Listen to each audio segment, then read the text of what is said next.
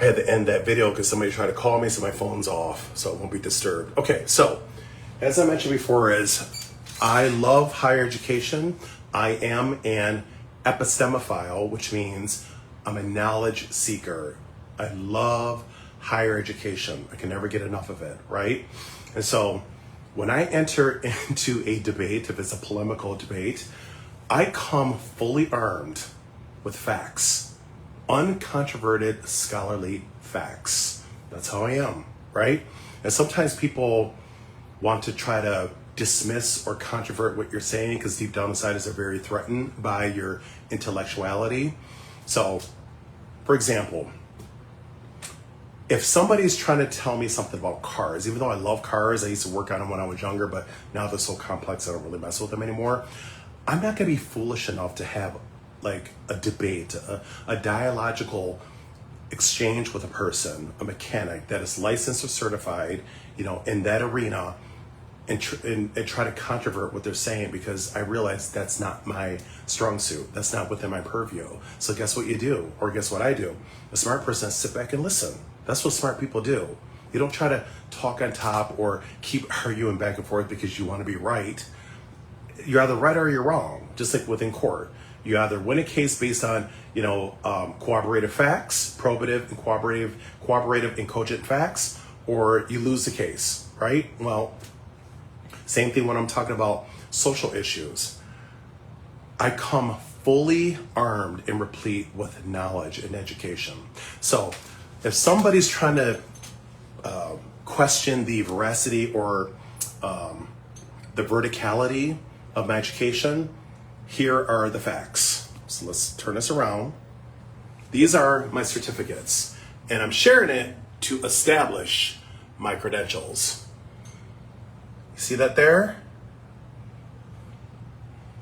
I have a panoply of certificates from various universities, including Harvard, and college degrees as well.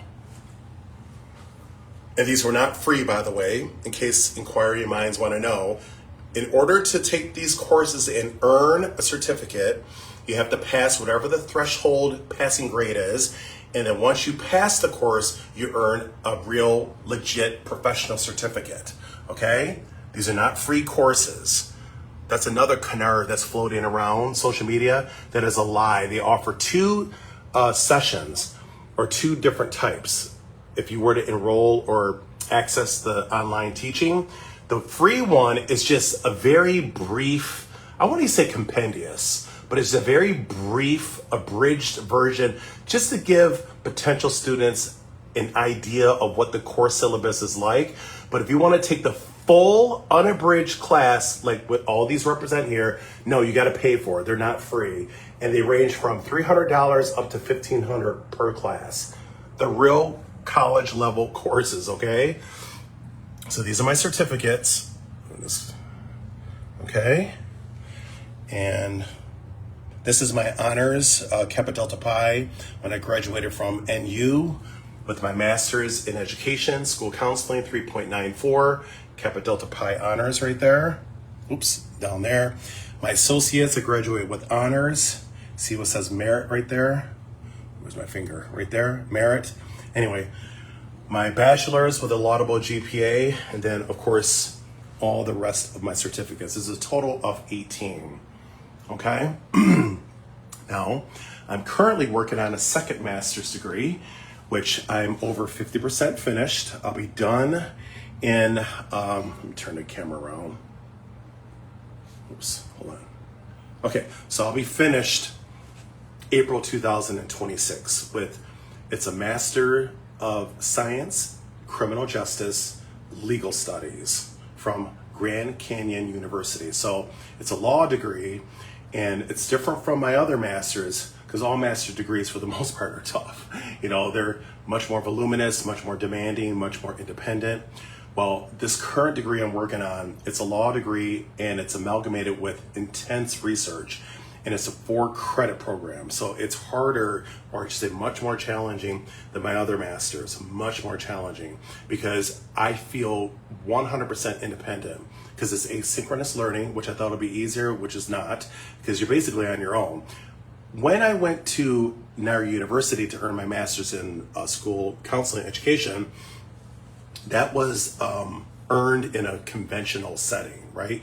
Went to school, sat in class, interacted with my student or my fellow collegians and the professor.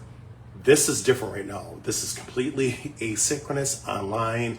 I'm independent. I don't have anyone to kind of like baby me or coddle me. Different experience, but I love it.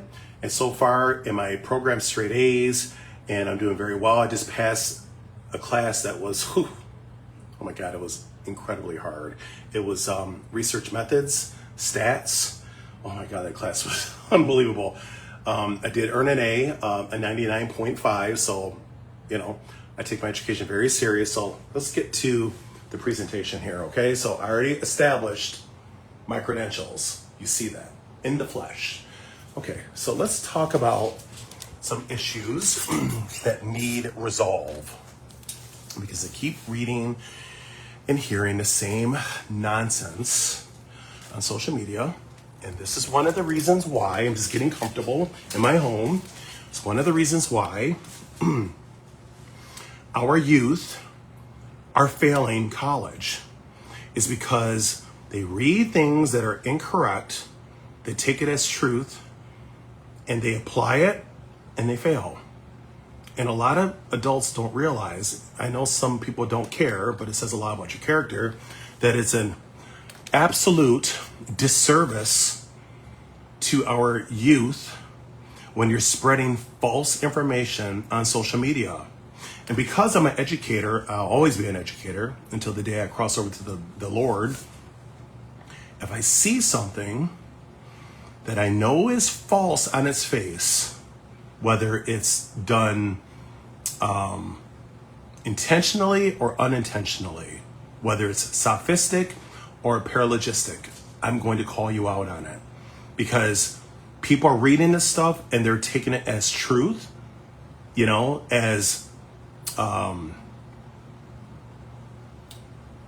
veridical, and I have to rebuke it. They're taking it as veridical, and it's not veridical. It's false information.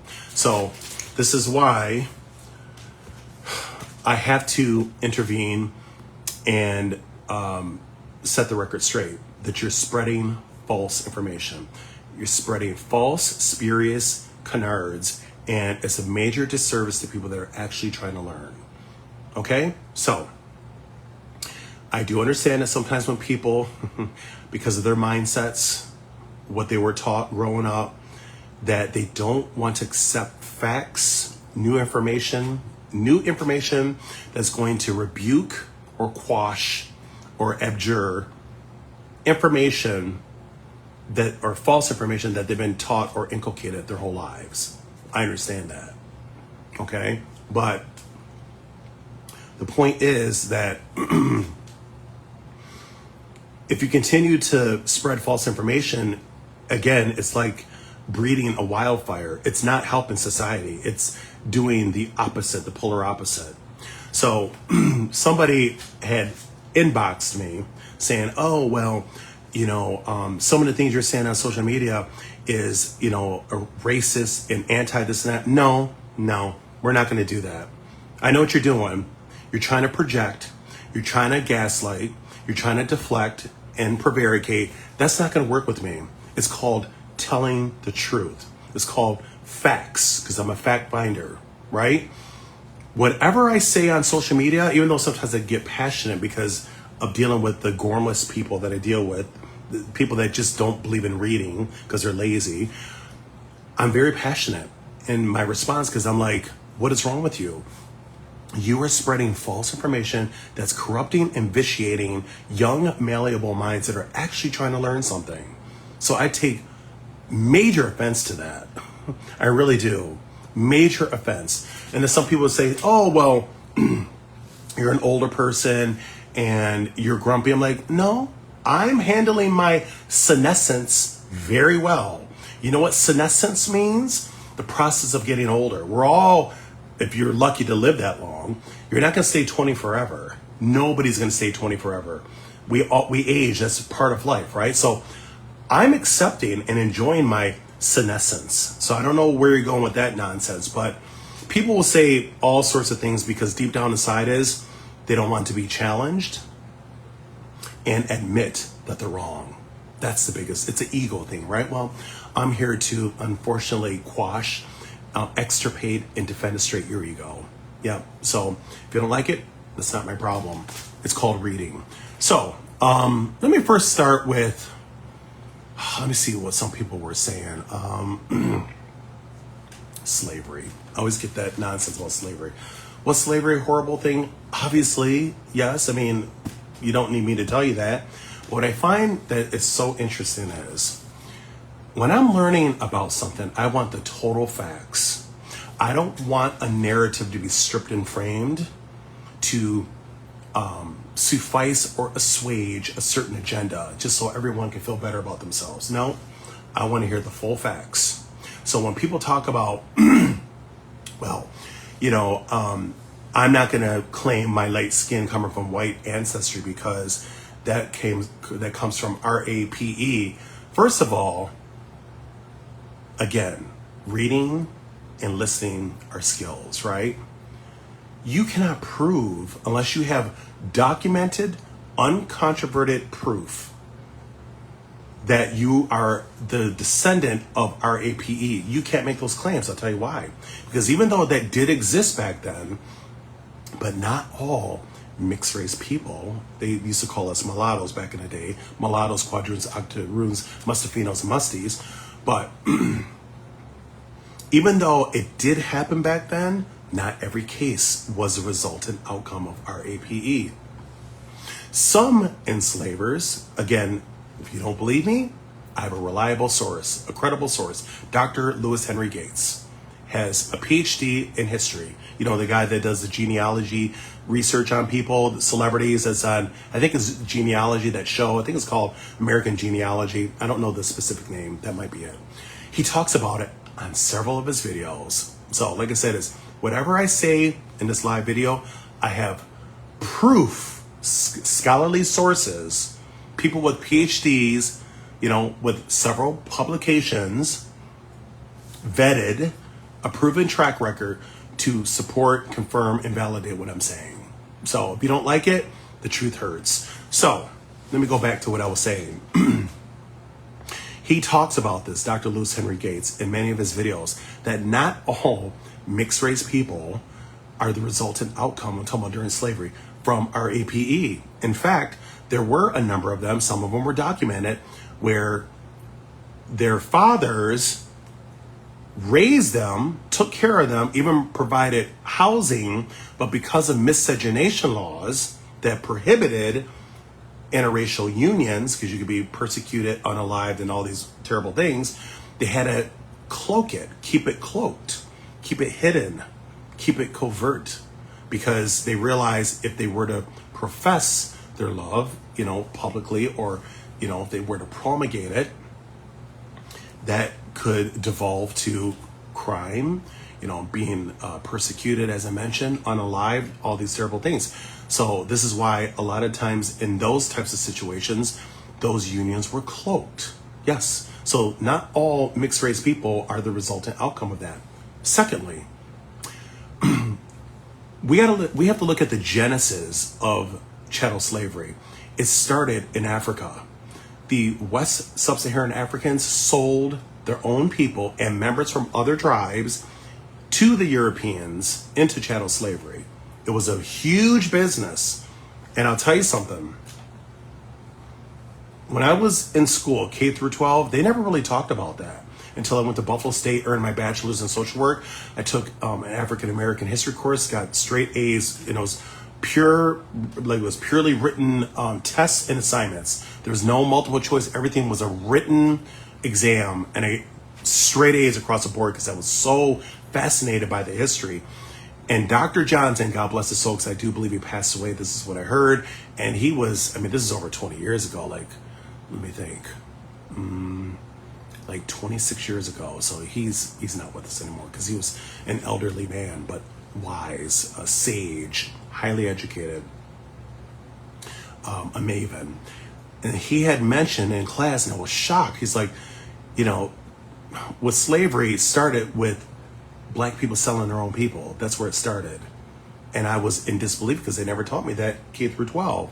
And obviously I believed him. He was, at the time, a professor of over 30 plus years teaching African American history. Yeah, so he knew his shit. And I was like, wow, you know, like, really? So he explained to the class that just like chattel slavery with the Europeans, they also engaged in sex trafficking, RAPE. Oh yeah, they did the same exact things that the Europeans were doing. So I just want you to know, when I look at history or look at facts, I want everything. I want bits and pieces, stripped and framed information to suit an agenda or some kind of doctrinarism. No, I want total facts.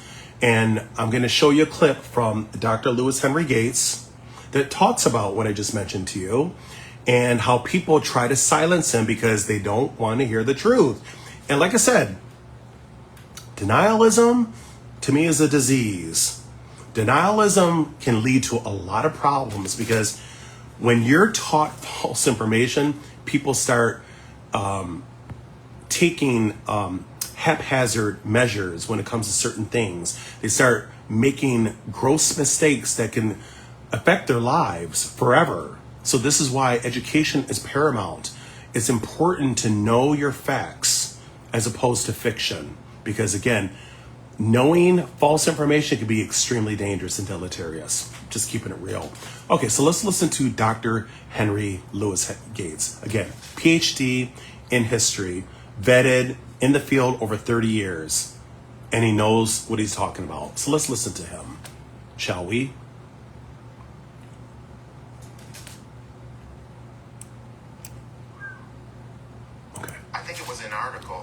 Africans who were involved in the slave trade. Oh, people went crazy. And you were widely lamented for that. Yeah, I was trashed. How does it feel? But it's true. How does it feel when you dedicate your life and your obviously you have a passion for African American history? Oh, yeah. African. How does it feel at that point to be called an Uncle Tom or a sellout when you're not? You know, when I did my first series on Africa, and I have a new series that'll be out in February on Africa.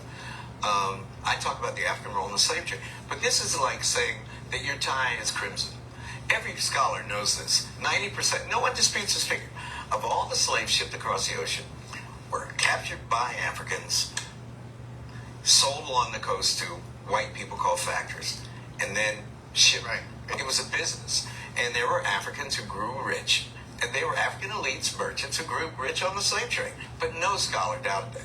But when I revealed that in 1998, people, they said, how could you do that? You've revealed. No one said that I was wrong. They said, you told our deep, dirty secret.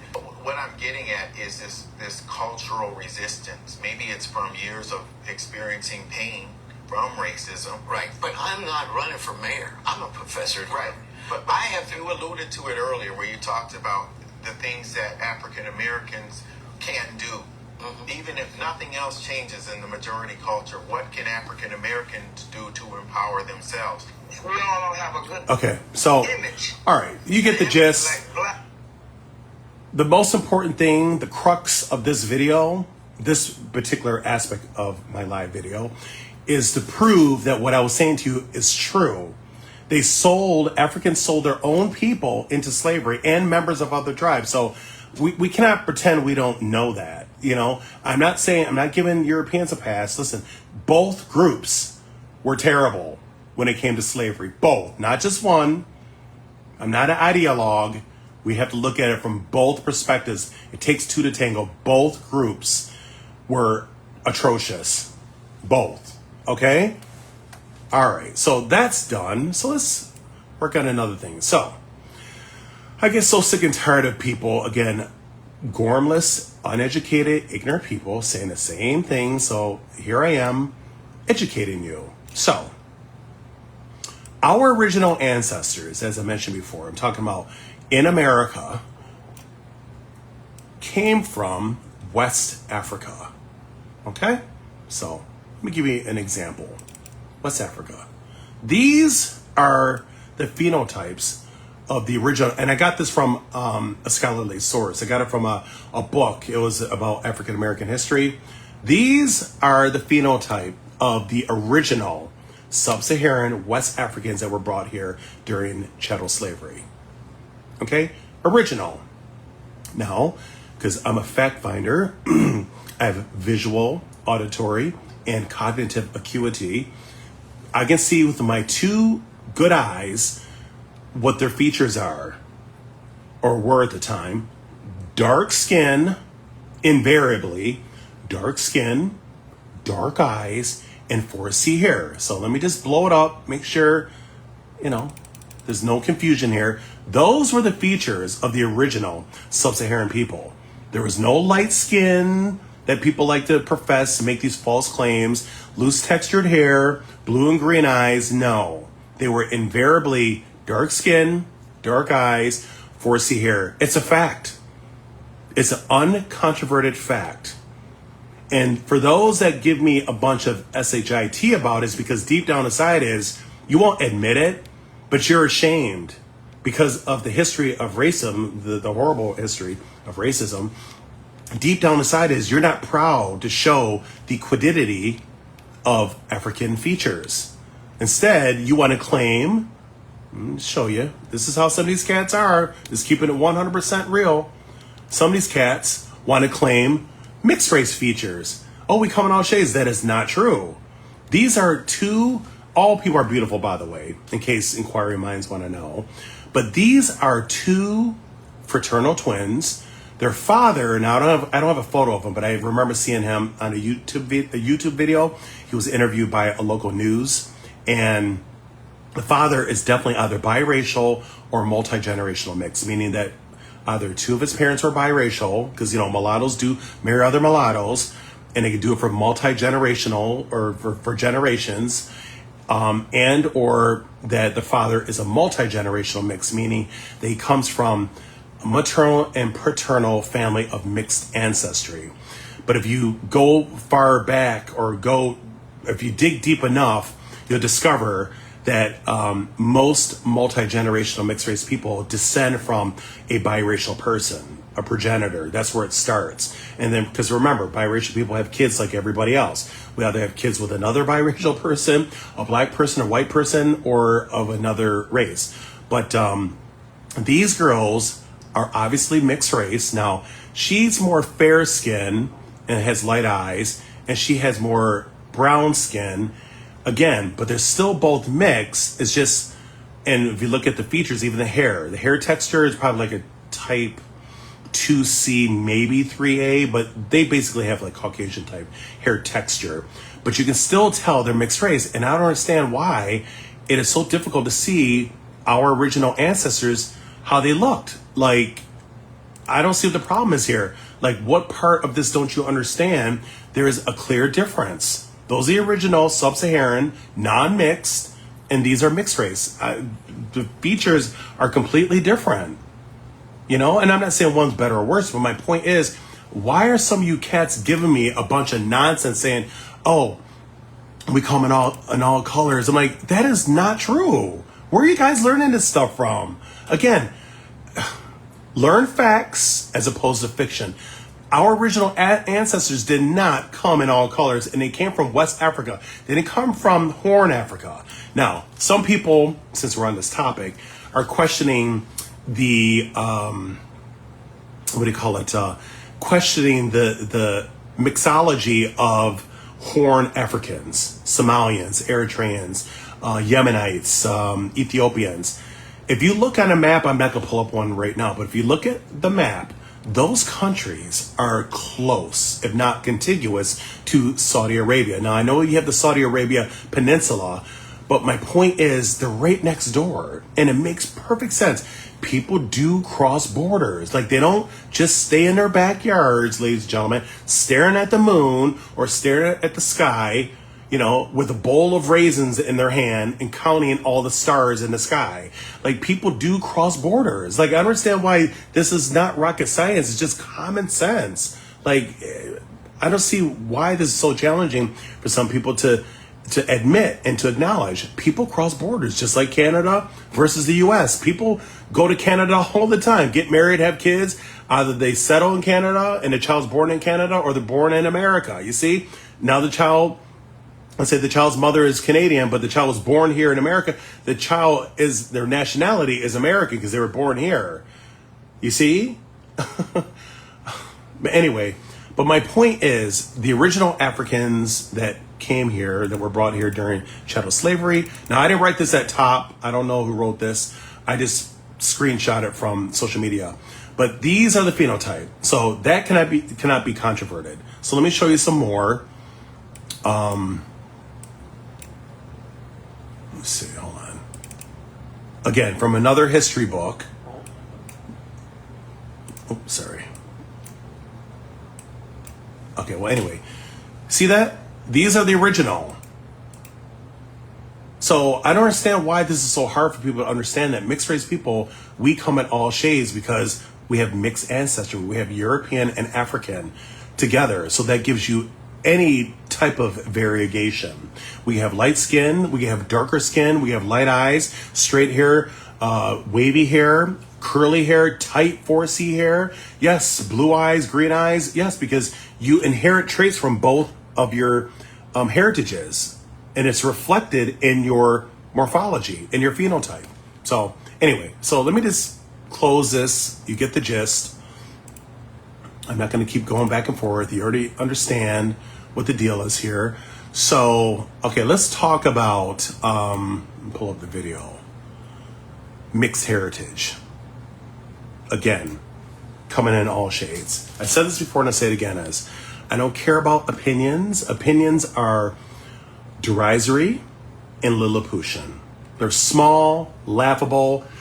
They cannot change public policy and law. Research has the plenary power to change public policy and law. And in fact, I mentioned this before and I'm going to mention it again, Congress periodically, because I just wrote this in my graduate program, my criminal justice legal studies program, Congress periodically confers with personages from the ABA, which is the American Bar Association, which was incepted in 1878, and the AMA, which is the American Medical Association, which was incepted in 1847. Personages from both associations about research findings when they do cross-sectional, longitudinal, temporal research designs, whether it's an inductive, deductive study, diffusion of crime versus displacement of crime, all these different dynamics in a research. And they share those results during their conference or when they're exchanging, knowledge or education or having their dialogical exchange. During that time, Congress gleans and culls information from what the researchers have shared with them. And those tenets from the research are what helps to formulate laws in the three branches of government. A lot of people don't realize that. So a lot of administrative case/common, constitutional and statutory laws are derivatives of research.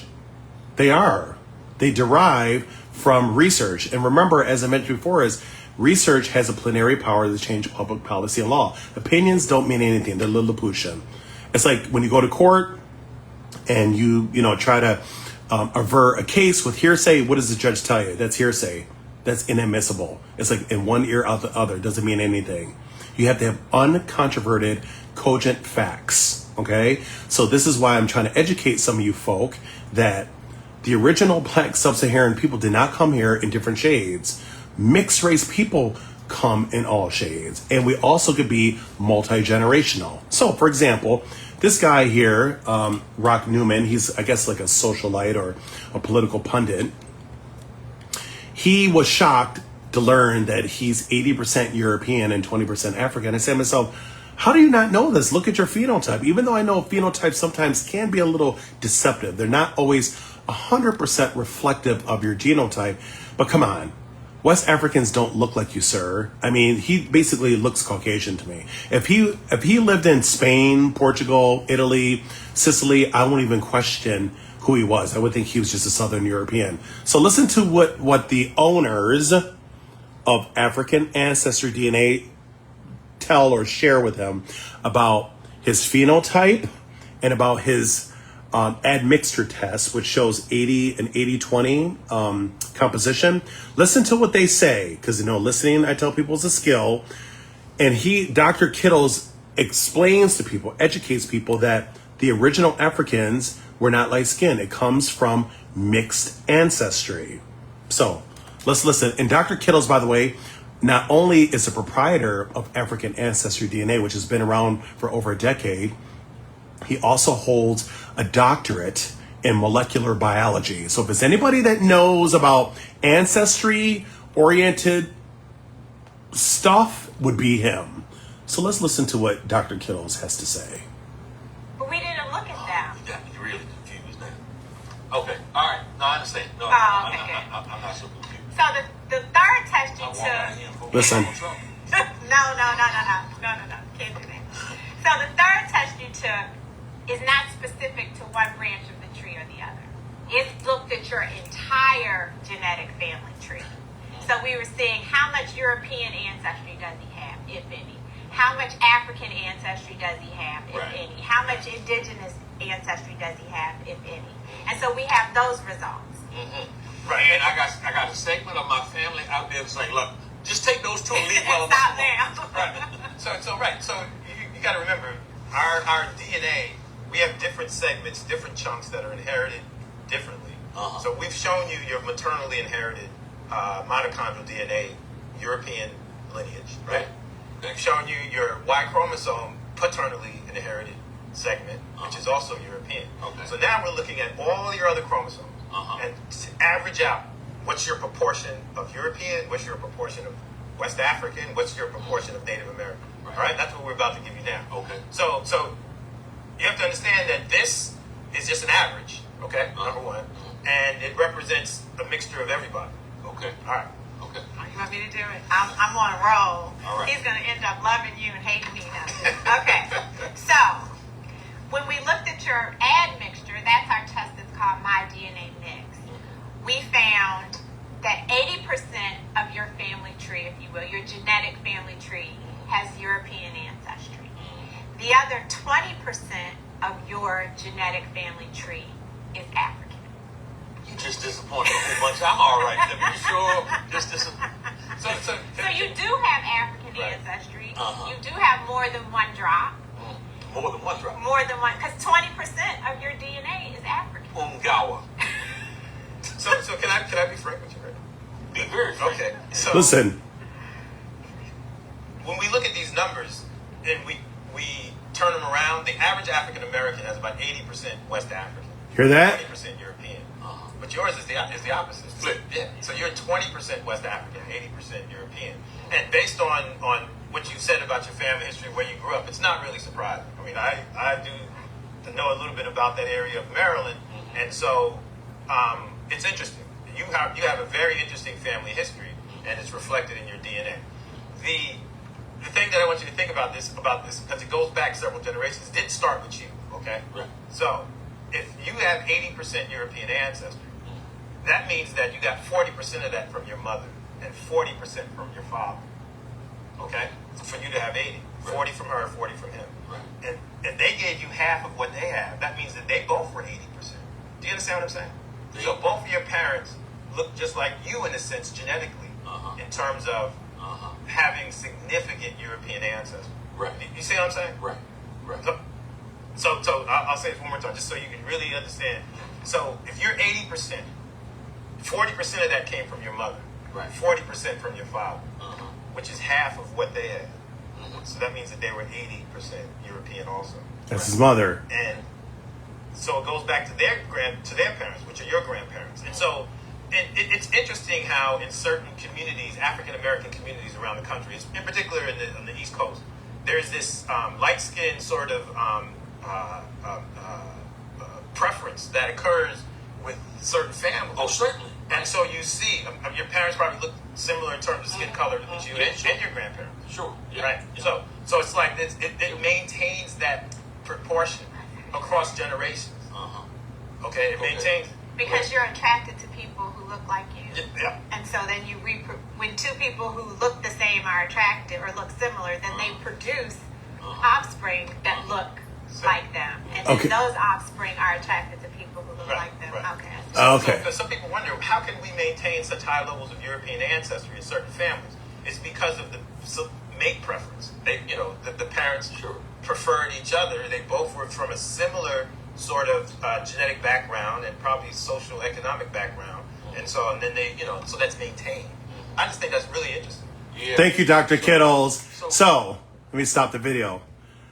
So for those that like to disagree with me because you just want to be a thorn in my ass, there you go. From the horse's mouth itself. He has a doctorate degree, not diminishing mine because I'm close to him. Again, I'm going to be finished with a second master's and I'm going to work on a third. So I come fully loaded as well. But my point is, there you go, from the horse's mouth itself. He's the proprietor of African Ancestry DNA. And he has a doctorate in molecular biology. So for anyone that knows about race mixing, phenotypes, genotypes, morphology would be him. So you heard what he said. Okay, so anyway, let's move on to the next festivity, shall we? Give me 1 second, okay?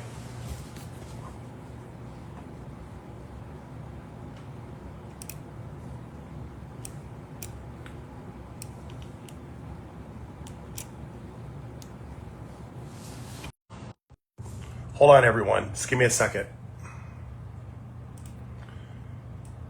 Alrighty, let's see. Let's talk about Waardenburg syndrome because I get the same ignorant people that keep, spewing the same lies over and over. So I'm here to sink your canoes, not ships, canoes. So let's talk about Waardenburg syndrome, shall we? Okay, so. Would it be a bad idea if you use give me a 1 credit second. card to pay for your marketing? Actually, it is a shark from the TV show Shark Tank. Waardenburg's. Okay, so, like I said before, the analogy I used about a person representing themselves pro se or pro per without a law degree, walking into a court trying to tell a judge what the law is, you look very foolish. It's like me trying to tell a doctor on how to operate and I have no MD next to my name. Some people are just lost cause, right? Well, I come to this table fully replete when it comes to research because I'm a research maven and my current program is research. My bachelor's in social work was predominantly, there was emphasis on research, and my master's in education research based as well. But my current is at a different level. It's a 4-credit program. My current master's in criminal justice legal studies. So it's law or criminal law and research amalgamated. So that's like a vicious cocktail. It's very challenging. Again, 4-credit program, so it's more intense than my other master's program. But the point is that this is my baby. And I do very well in research. I love research. Again, I'm a maven when it comes to research. And when I talk about this, I come fully equipped, replete with knowledge. Okay, no half-ass shit. Just saying. Okay, so Waardenburg syndrome.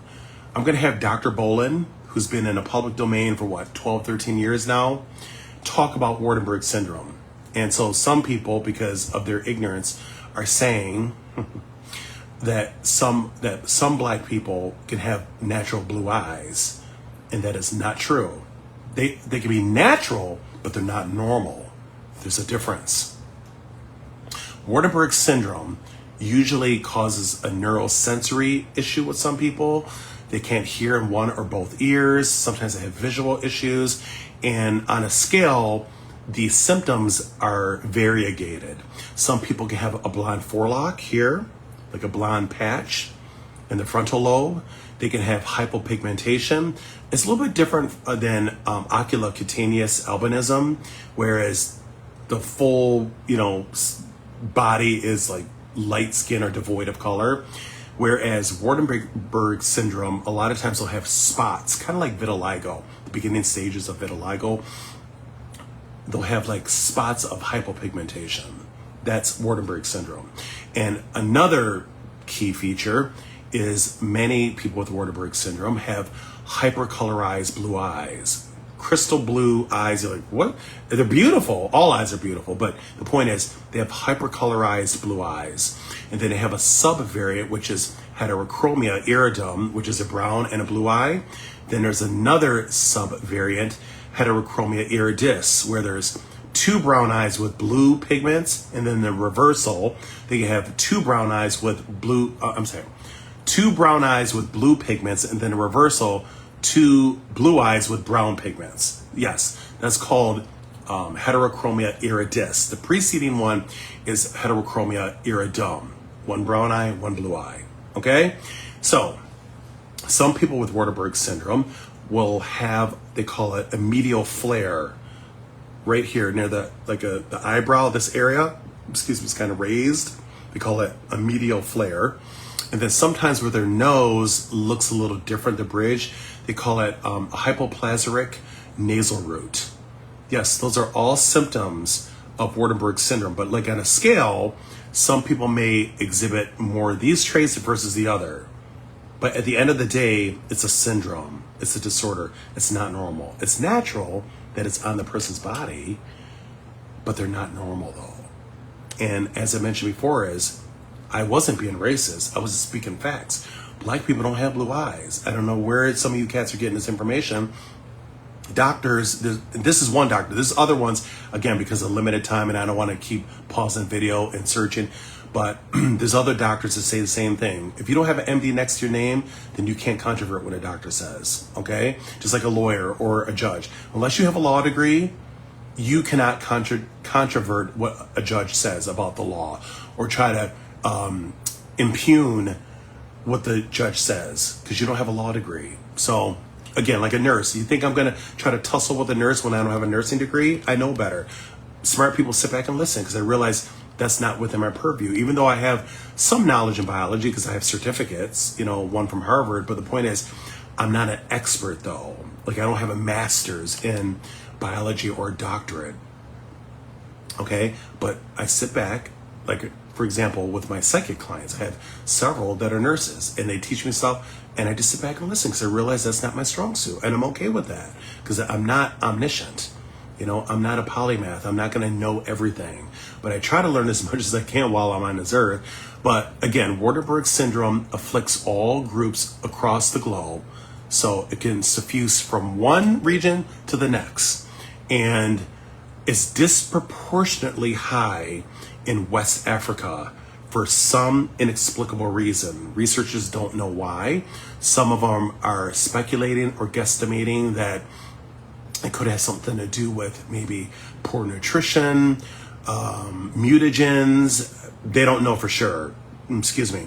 But one thing about Waardenburg syndrome that people don't know, it tends to be a multi-generational disorder, meaning passed down the family tree from parents to their posterity, meaning children, progeny, so on and so forth. Yes, so you can have a family, multi-generational family with Waardenburg syndrome. Some can have the hypercolorized blue eyes. Someone can have the variants of heterochromia, as I mentioned before. Yes, it's a very real thing.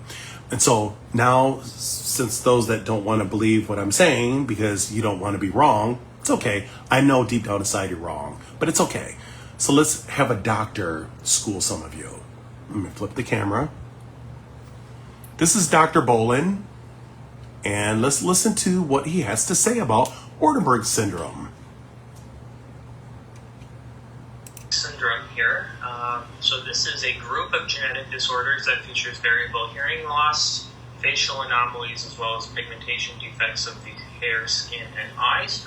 Particularly stereotypic of this disorder is that white forelock at the front of the hair that you can see as early on as birth if the baby has enough hair.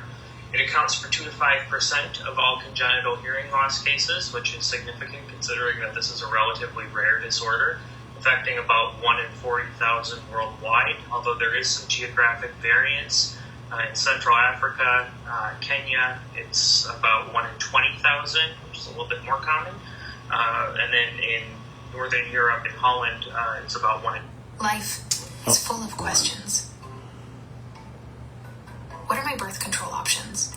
212,000, so much more rare than the worldwide average. If you were to walk into a classroom in a school for the deaf, you would probably be able to point out one child that has Waardenburg syndrome, because about 1 in 30 students in such a school will have this disorder.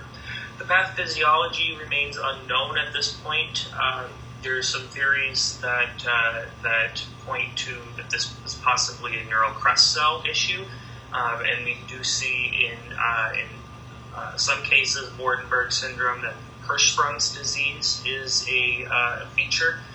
We also see constipation as a frequent symptom in most Waardenburg syndrome cases, and so the thought there, since we know Hirschsprung's disease is a neural crest cell migration disorder, neurocristopathy.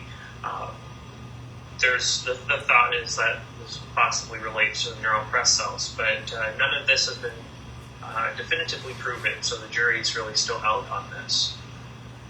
So one note, don't confuse these two similarly named disorders, Waardenburg syndrome and Wallenberg syndrome. Waardenburg syndrome, of course, is what we're talking about, this rare congenital disorder that can result in sensory neural deafness, pigmentation abnormalities, abnormal facies, characteristic white forelock, and so forth. Wallenberg syndrome is an acute neurologic condition. This is where you lose circulation to the posterior and inferior cerebellar artery, which results in damage to the lateral medulla. So this is also called lateral medullary syndrome. And this is going to cause those, the flipped syndrome of where you have loss of temperature and pain sensation on the ipsilateral face and loss of temperature and pain sensation on the contralateral body. You can also get some cranial nerve issues with Wallenberg syndrome, particularly affecting vestibular nerve as well as cranial nerves 9 and 10. Okay, so there are 4 types of Waardenburg syndrome, and several genes have been implicated. You don't need to memorize these genes. I'm just including them here for informational purposes. All of these are going to include those pigmentation abnormalities. It's probably the most salient feature of Waardenburg syndrome. White forelock, have areas of skin hypopigmentation. You can have abnormally colored irises. Type 1 is pigment. This is your classic Waardenburg syndrome, really, is pigmentation abnormalities plus hypertelorism, as well as other characteristic facial features. This is a mutation of PAX3, which is on the long arm of chromosome 2, and this regulates a gene called MITF. And that gene is actually to blame for type 2 Waardenburg syndrome. If only that gene is mutated, then you will not have the hypertelorism that we classically associate with most cases of Waardenburg syndrome. Type 3 is pigmentation abnormalities with upper limb abnormalities, particularly at the wrist. And this also has to do with PAX3. I'm not exactly sure how you get type 1 versus type 3. Okay, I'm going to kind of fast forward a little bit. Oh, hold on, let me just... So you can see the video yourself on YouTube. I'll leave a link on this live video. So let's get to... Okay, all right. Let's get to the there are a lot of different visuals. Criteria. No patient is going to have all of these. Patients will have different... each patient is going to be different, and there's going to be different degrees of severity. So this is heterochromia iridum. Heterochromia iridum is where you have 2 different colored eyes, 2 different colored iris. So here you see that sort of a brilliant blue iris that we characterize with Waardenburg syndrome, but then this eye here is brown. This is heterochromia iridis. So heterochromia iridis is where you have 2 different color, the same iris. So iridum, 2 different color eyes. Heterochromia iridis is 2 colors in the same iris. Again, here you see that brilliant blue iris here, and then a little bit of brown pigmentation. So here's a patient who has a synophrys, and this is just that medial flaring of the eyebrow. It almost kind of looks like a unibrow, but usually a unibrow would connect up here, and so this is just coming down the nose. And then this patient also has heterochromia iridum as well. And then you can see that there's a lateral displacement of the medial canthus. Usually the medial canthus would come a little closer to the nose. Here's a baby with Waardenburg syndrome. This baby happened to be born with a lot of hair, and so that makes the diagnosis pretty easy. This is an example of what the skin hypopigmentation would look like. So one way that you're going to differentiate this from P-baldism is that with P-baldism, the skin hypopigmentation tends to be symmetrical, whereas with Waardenburg syndrome, it tends to be, it can be asymmetrical. Not in all cases, but it's just a tendency. You can see the white forelock up here as well. Listen. So this child obviously is of African descent, but these eyes are remarkable, and children that are African certainly do not have blue eyes in the vast majority of cases. This tends to be something you would see more in Northern Europeans, but these blue irises are pretty incredible. You can also note a little bit of white hair, and that's of course abnormal for a child. And then he does have a degree of hypercolorism.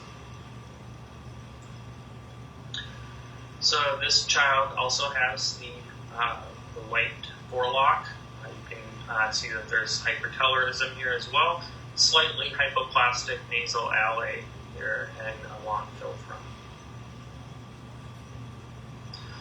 This gentleman has P-baldism, but I wanted to include this because this is sort of what Waardenburg's type 2 would look like, where you don't really have those characteristic facial features. His eyes are, it's kind of hard to see since he's turned, but he doesn't have any of those ocular features. He doesn't have hypercolorism, but he does have a white forelock. And so P-baldism is part of your differential for Waardenburg's. So again, here you see an African male who has blue eyes and a white forelock. That's very characteristic. So this woman has heterochromia iridum, heterochromia iridum, and then white forelock. Remember, iridum is brown and blue eye. Iridis is bicolor in the same eye. This gentleman also has heterochromia iridum. He has graying of the hair, but note that, in addition to this hypoplastic alley, broad nasal root, and this medial flaring here, he also has this sort of asymmetric graying of the hair. That's another thing that you can see too, more in adults. So the diagnosis can be confirmed with cytogenetic testing as usual in genetic syndromes. And this is something that you can do in any patient. It will be particularly helpful, though, if you need to differentiate this from. Okay, so there you go. Dr. Bolin, MD, he's been in the public domain. Let me see. He has 328,000 subscribers. He's been in the domain for about 10 years, okay? MD, let me flip the camera over. Right there. Get close. You can look him up yourself. There you go. From the horse's mouth itself. Again, what I've been saying on social media, stop trying to gaslight, project, deflect, and prevaricate and make false accusations saying, oh, I'm being racist. No, it's called telling the truth. It's called higher education for a reason. Again, would you go into court and debate and controvert a judge that has a law degree and that's a judge? No. So why would you do it with me? You don't treat me differently. I have the credentials. Again, I only embark upon topics that I'm conversant on. Now, again, if it's something with the nursing, I sit back and listen because, again, that's not within my purview. That's not my strong suit, and I'm okay with that. I'm not omniscient. I'm not going to know all things, okay? I know a lot of things, but I am not omniscient, so I'm completely okay with that. But that's what smart people do. They sit back and listen. But some of you cats want to continue going back and forth, have this dialogical, battle. Like, what are you trying to prove? At the end of the day, the earth is still round, it's not flat. I'm just saying. Okay, and let me see. There's one more I want to show you. Give me 1 second, okay? Hold.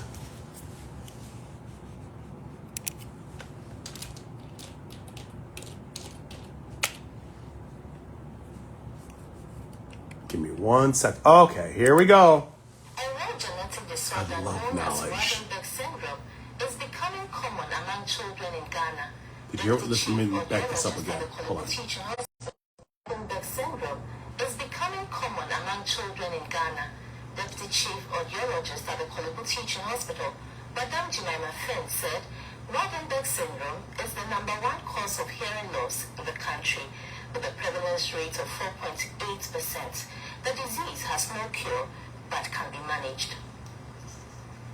Waardenburg syndrome is a group of genetic conditions that can cause hearing loss and changes in coloring of the hair, skin, and eyes. Although most people with Waardenburg syndrome have normal hearing, moderate to profound hearing loss can occur in one or both ears. The lack of appropriate melanin in the human body is a contributory factor of the disease. The prevalence of hearing loss in our country is estimated to be about 4.8% of the population.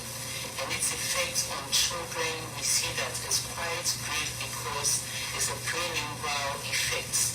The child has not developed language yet, and so that makes the effect of the hearing loss more severe. Kajume was born with Waardenburg syndrome, unknown to her parents. 6 months after, it was detected that she has a white forelock and blue eyes. Further tests revealed a severe sensorineural loss in both left and right ears. She is unable to speak due to the hearing loss and now lives in her own world, which is uncontrolled. Statistics from the Hearing Assessment Center of the Colorism Teaching Hospital indicate that the Waardenburg disease is the leading cause of hearing loss in the country. Some of the symptoms that you see that the person's skin is like the person has been bent and when it recovered, that's how it can cause the melanin, which is supposed to cause the blackness of the skin, wasn't enough. So you see that quite a lot in some of them. And then also sometimes the facial orientation of the nose and the eyes are a bit different from normal. Rebecca is yet to receive a cochlear implant at the Pretoria-based Ear Institute in South Africa. She is said to need 180,000 Ghana cedis for surgery and therapy. Previous efforts to raise the amount has not yielded the desired results. The surgery is also time-bound. After 3 years, we will not be able to help her, meaning she will remain deaf.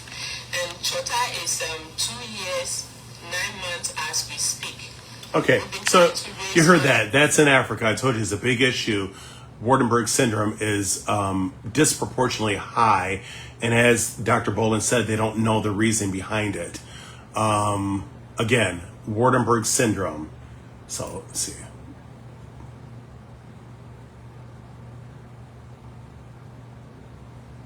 Waardenburg syndrome, WS, is named for the Dutch ophthalmologist Petrus Johannes Waardenburg, who discovered it in 1947. This group of genetic conditions can cause hearing loss and changes in coloring, pigmentation of the hair, skin, and eyes. Most people with the affliction have normal hearing, but moderate to profound hearing loss can occur in one or both ears. The worldwide incidence is estimated at about 1 in 40,000 people. Hope you liked our video. Share this information with your loved ones. And don't forget to subscribe. Okay, so I think I'm done.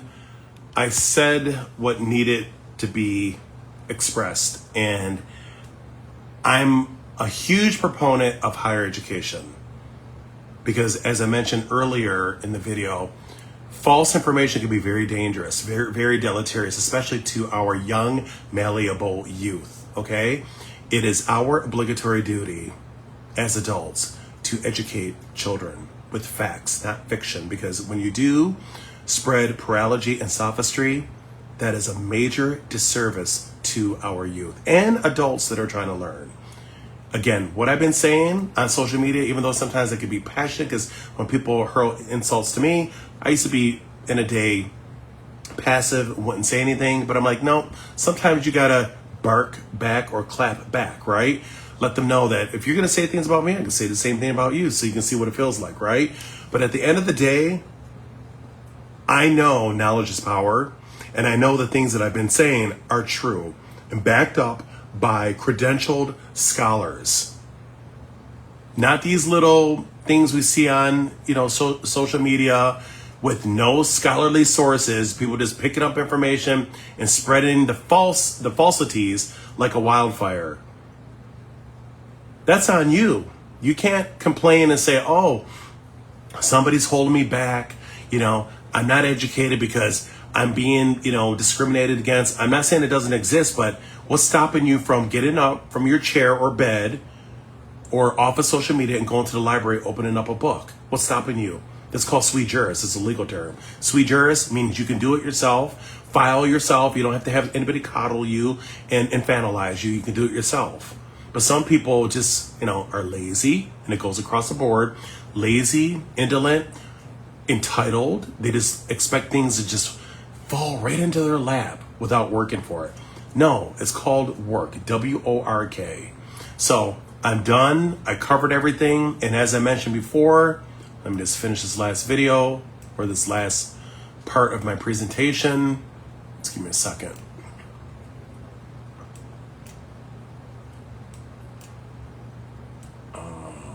Where is it? Okay. We'll flip the camera over. Mixed race people come in all shades. That's a beautiful mixed race queen.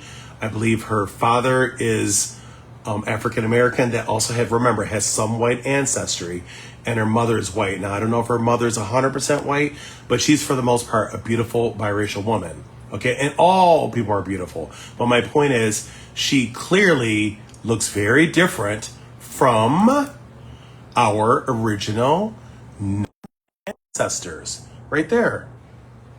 How do you not see the difference? I mean, that can't be controverted. It's a fact. And by me expressing and sharing facts does not make me anti anything. It's called telling the truth. It's called higher education for a reason. So stop with the bullshit. Stop with the gaslighting. Stop with the false accusations. Just because you don't like what somebody hears because it's the truth and it causes compunction and anxiety in you, that's not my problem. That's something you need to deal with. I don't know, go see Dr. Phil. But as I mentioned before, his opinions are derisory and lilliputian. They can't change anything. But guess what? Research has the plenary power to change law and public policy. Your opinions mean absolutely nothing. Again, it's tantamount to hearsay in court, in one ear out the other. It has no weight whatsoever. It's not going to affect the adjudication of a case. Nothing. Just letting you know. Just keeping it real. And I'm working on a law degree. And I'm going to be working on a third law degree when this one's done. But my point is, these are the original. Not light skin, not blue and green eyes, not loose textured hair. That's a mixed race woman. There's a difference. Both beautiful, but they're not the same. And you don't have to have visual acuity to see the difference. Even if your vision is obscured in some kind of way, you can still see that there's a clear difference. So I'm done. Have a blessed day. And for those dissidents and naysayers, haters that keep making these false accusations, at the end of the day, I'm the one that doesn't look stupid at you. And I'm going to send you an invoice for all this invaluable education. Good night.